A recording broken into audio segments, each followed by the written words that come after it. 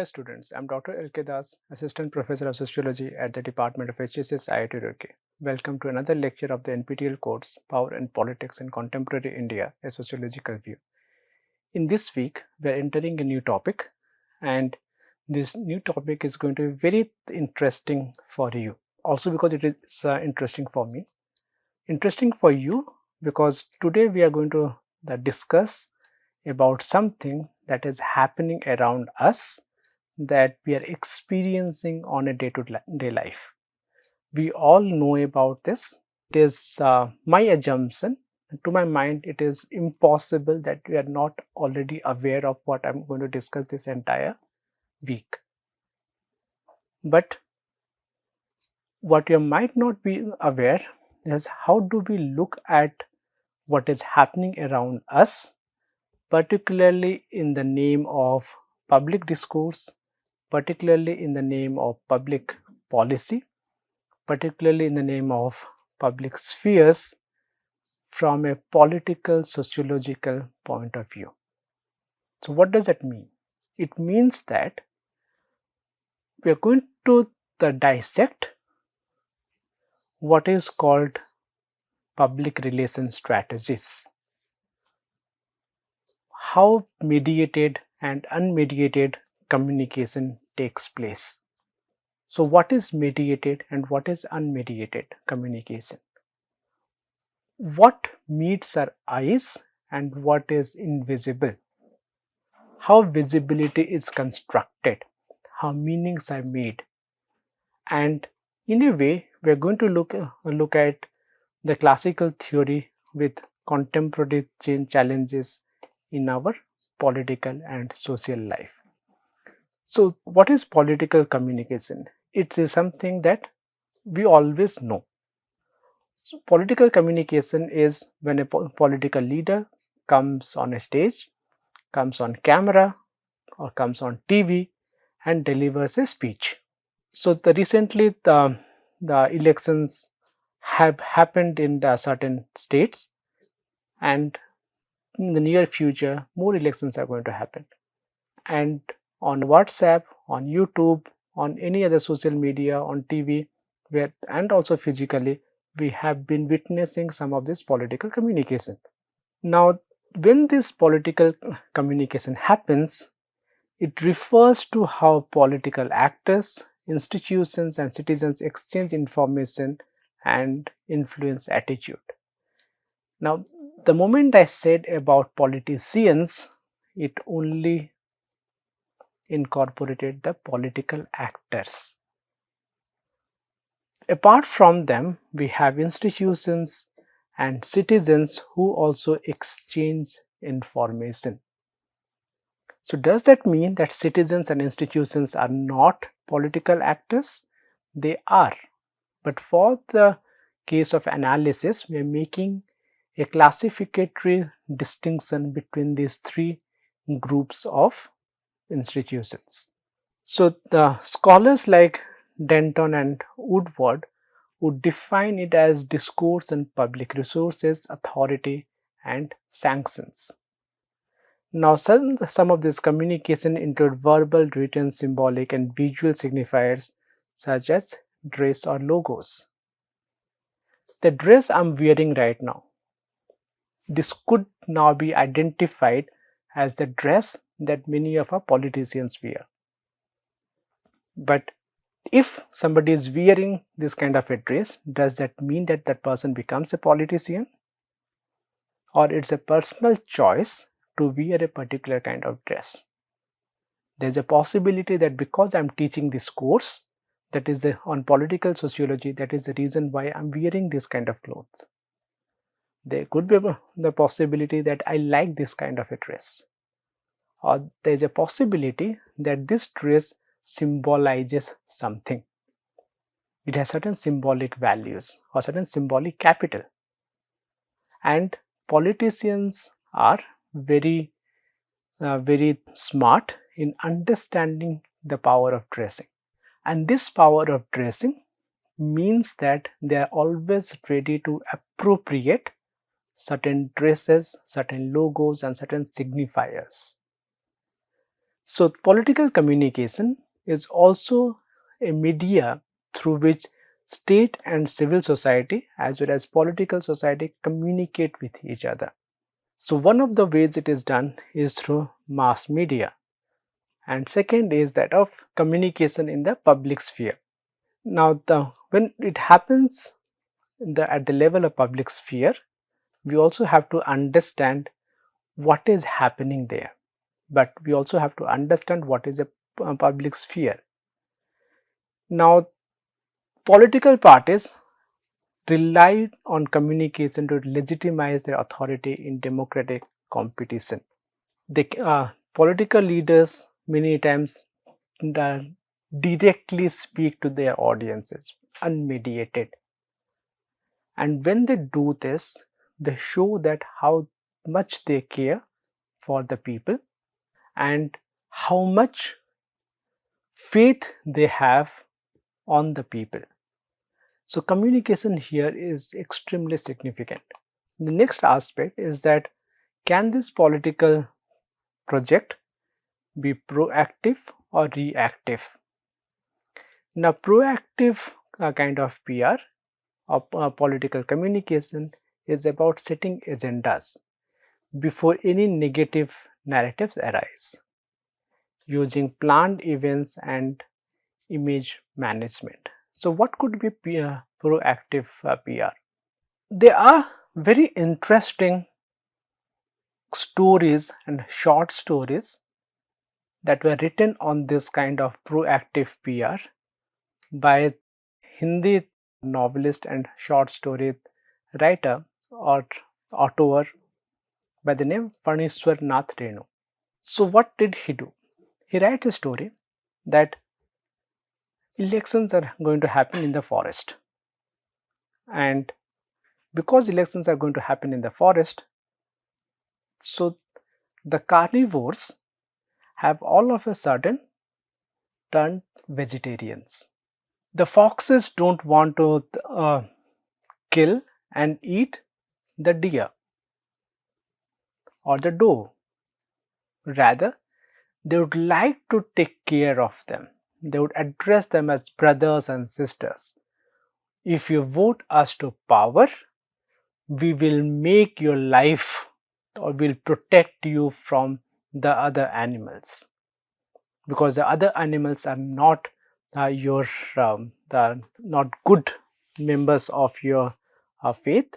Rather, they are going to destroy you. Now, interestingly, what also happens here is that this goes on and on and on till the fox gets the votes. And once the fox becomes the political leader and comes to power after getting the vote of the deers and other herbivores, the first policy that they create in the first cabinet meeting of the foxes is that for breakfast they'll have a light deer, for lunch a bigger one, and for dinner they'll have a grand buffet of different kind of herbivores. Now, this is what is about proactive PR, because you are setting agendas that we are your hitesis, we are your good wishers, so vote for us, and this is the way we are going to communicate. Now, a reactive PR is about managing a crisis. Managing a crisis, for example, like it is happening in some of the places in the West, where particularly in the United States, you have something happening related to a very famous or infamous man by the name Jeffrey Epstein. Now, everybody is engaged in that. Everybody is looking how to frame someone else, including the president of the country. And the president of the country is trying to manage this PR crisis. So here he is reacting because he has to damage, he has got certain damage and he has to control it. The scandal that has erupted all of a sudden, and in a media saturated environment, they themselves saturate the media.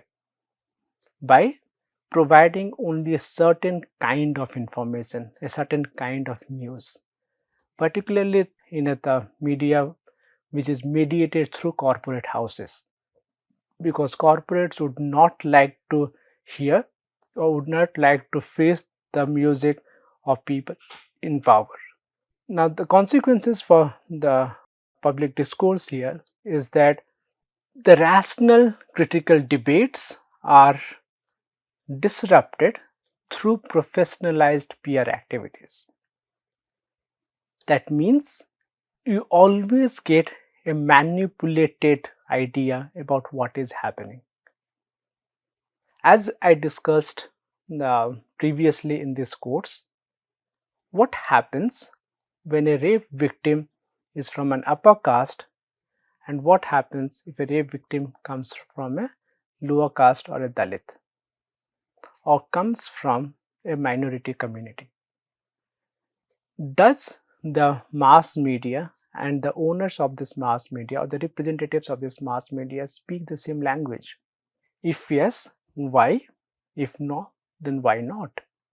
And how this is manipulated publicly so that genuine democratic discussions can be curtailed. What happens when the police, by getting orders from the powers to be, they gun down the rape accused? Then all form of democratic discussion on the safety and security of women gets sidelined, and it becomes an eye for an eye system. Do I agree with killing of or encounter killing of rape accused, or do I disagree with it? It's inconsequential here. What is of consequence is that what kind of discussion that is taking place in a democratic society. Why is it that a woman cannot go out in the public space, whether during the daytime, during the night time, or any time of the day, without fearing for her life or without fearing for her safety? So the moment somebody gets killed, this entire discourse gets completely sidelined. And we also witness the media circus. That is a kind of term that is now being used, the media circus that happens every day in the name of prime time debates. In these debates, the participants get prompts as to what they're going to speak, and the more loud they are, the more insane they go, the more TRP is generated, and genuine democratic discussions are sidelined. So, in an effect, legitimacy of politicians is being increasingly constructed through media performance. In the previous class, we had discussed about performance in judiciary or in the courthouses. Media performance is at a very different level that we witness, particularly in the case of India. If you're interested, go and watch a new channel like Deutsche Welle. It's English news channel. And go and watch any news channel in India. I don't want to take any name, because what I have experienced is that each one of them are now being trained to speak in the specific tone, and this tone is usually highly condescending, very loud, and there is absolutely nothing democratic or genuineness in most of these discussions. So what happens when something like this goes on? Habermas, the German scholar, the Jürgen Habermas, several decades ago had argued that a public sphere is a place where you have communicative action and have free and rational debates. And these areas where there were coffee houses, newspapers, or civic discussions, the private citizens could discuss what is happening in the state institutions. The state could be questioned, the state's actions could be monitored in a highly rational, in a highly democratic setup, where there would not be any idea of unnecessarily manipulation. Rather, there would be scrutiny of what is being done and how it is being done and why something is being done. So he argues that in the 20th century, particularly in the post the Second World War period, the public sphere and the general public or citizens have shifted from debating to a culture of consuming. Now we are consuming more and more manufactured news. Rather, we are not the ones who are participating in it. And even if we are participating in it, we are participating in a closed silos in which we are only in our echo chambers, and nobody wants to listen to the other opinion. Either you are with us or you are against us. So according to Habermas, this public sphere is a very dangerous space because there is no freedom here, no rationality here, no debate. It's only about shouting. So these structural dimensions are deeply problematic, and Dahlgren argues that we can understand this through three specific dimensions. In the first dimension of the public sphere, he calls it structural dimension. It covers institutions, regulations and access conditions shaping discourses. The second being representational dimension, examining the fairness, pluralism and media outputs. And third being interaction dimension, which captures citizen engagement, conversation and civic participation. When all three of them come together, then you have a lived everyday communicative practice, because the institutions with their regulations condition what kind of views are expressed for public consumption and to what extent they have to be fair. For example, the United Kingdom has a strict policy that during the time of once elections are announced, it is mandatory for every news channel to give equal kind of access as well as equal airtime to all the parties who are participating in this act of electioneering. That means even if you are the ruling party or you are in the opposition or you are at the fringe, all three of you are going to get equal amount of media space. Now flip it and think of the countries including ours. During any election, the mass media think who gets the maximum airtime. In the US context, it is you buy these airtimes. That is the reason why elections in the United States are the most expensive in the world. So that is the reason the moment an election is announced or even before it is announced, every candidate try to boost up their coffers as much as humanly possible. They turn out to be millionaires by the end of the day. They get so much of money. So the media consumption and interpersonal dialogue reinforce democratic culture, because interpersonal dialogue is something that questions even media and the kind of items or commodities that are being shelled out for consumption. So that is the reason why for Dahlgren it is significant that we look at the institutional and experiential aspects of public life. But what they also understand, these scholars also understand, is that in the 19th and 18th century, the public sphere was very different than what we have now in the 21st century. In the 21st century, even parliamentary debates are less rational, critical, and more acclamatory. That means, as I said, you are either with us or against us. You have a leader, the leader within the parliament, rather than being first among equals, becomes a demigod. And the role of everyone else in that particular party is to keep boosting this person's ego in order to make him or her feel that they are superior than everyone else just because they are in that position. And you check out any country, any parliament now, which is any different than what these scholars are discussing about. And what these scholars are discussing does not come from some ideal thinking. They're looking at what is happening around them. They watch media spaces, they watch parliamentary debates, they watch how something is being articulated, and that is when they argue that the public sphere has stopped being a public sphere the way it was understood in the 18th and 19th centuries.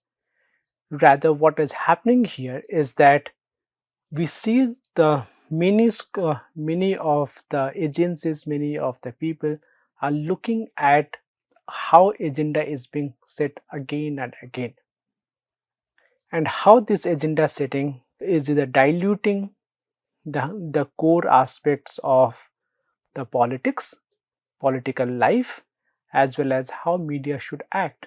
Now, in the current generation, or particularly in the generation in the age we are living in, it's a digital age. And in this digital age, things have become even more disruptive.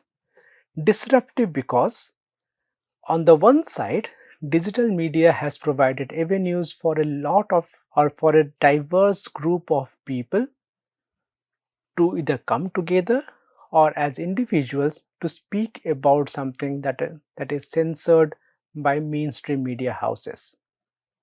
So you have several YouTube channels, for example, or even internet blogs, who come and share their experiences, share their knowledge about what is happening around them.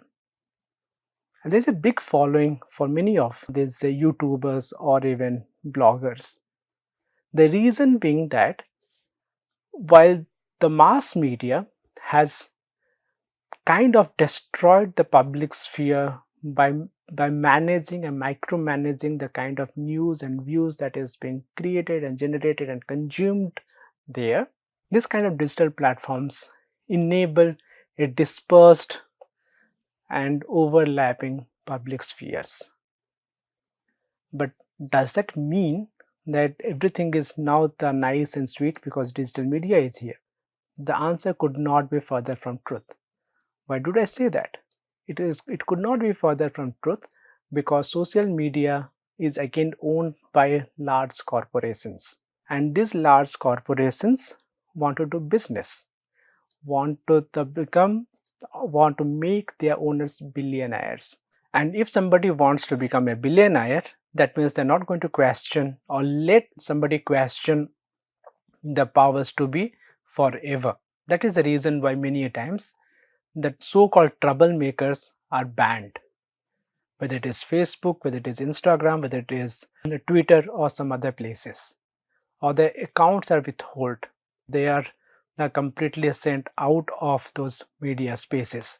So when we look at political communication today, scholars like Bennett and Fetch would argue that we are living in the fourth age of mass mediated centralization of the information and communication. The first stage happened in the 18th century. The second stage happened when we had television. The third stage happened when we had certain kind of mass media. The fourth stage happened when we have digital media, where we have both direct communication as well as weekend gatekeeping. And when it is weekend gatekeeping, then very interestingly, it again becomes a double-edged sword. Both the extreme fringes from the left as well as right, from highly patriarchal notions to highly feminist notions, can share these spaces and argue against each other. And anybody who has more resources are able to amplify their voices over others and capture the entire space of debate and discussion of the public sphere. So, digital transformation in a way complicates both scrutiny and participation, because you could be anonymous, you could remain anonymous and shout at the top of your lungs at the most reactionary and most misogynist ways, and nothing is going to happen because probably you will not even be caught. So in summary, political communication encompasses meaning making, image construction and legitimacy struggles. At the same time, we also think that we also seen that key thinkers have highlighted about agenda setting, symbolic rhetoric and media driven transformations. Media driven transformations mean that media has certain role in both highlighting what is happening around us as well as being the creators of what is happening around us. Take the example of the way the media reports what is happening in Palestine and what is happening in Ukraine. Read the same newspapers. It could be CNN, it could be Guardian, it could be any of these newspapers or media houses. Read what they are writing, how they are writing, and what they are doing. What kind of agenda is being set? What kind of symbolic rhetoric is being done? Or see what happens when a country like India launches a very advanced aircraft to the moon or spacecraft to the moon. The kind of language that is being used and the kind of imagery that is being created by the same highly liberal as well as highly reactionary the media houses in the West. So nobody is highly safe or highly pure in this public sphere, and as students of political sociology, it is our duty, and I would say that it is our duty to understand why this agenda setting is happening and what are the ways through which this agenda setting works. So the question today's question is, how do visibility and media framing shape political legitimacy today? And can citizens cultivate civic culture that supports informed political communication? So these are the few references that you can read. They are very interesting ones. Go read them. You can find them online, different other sources, and if you like, we can discuss it, and probably you can also write quite good answers in your questions. Thank you.